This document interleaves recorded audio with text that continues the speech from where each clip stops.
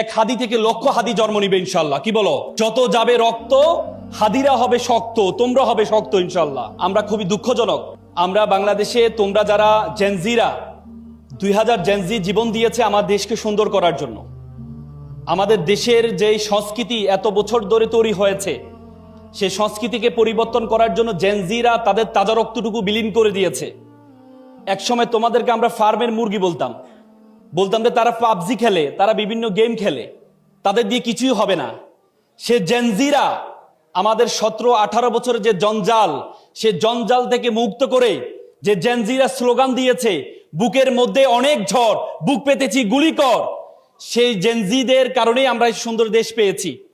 কিন্তু আমরা এখন দেখতে পেয়েছি গতকাল তফসিল ঘোষণা হয়েছে যে নতুন ভবিষ্যৎ, তোমাদের সামনে যে ভবিষ্যৎ, যে বাংলাদেশের স্বপ্ন তোমরা দেখেছো, সেই স্বপ্নে বড় ধরনের আঘাত হয়েছে। আমরা মনে করি এক হাদি থেকে লক্ষ হাদি জন্ম নিবে ইনশাল্লাহ। কি বলো?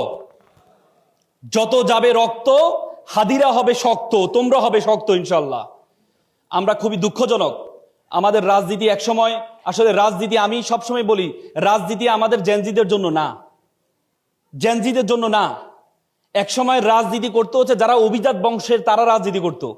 আর এখন আমরা দেখতে পাই যাদের কোনো পেশা নেই,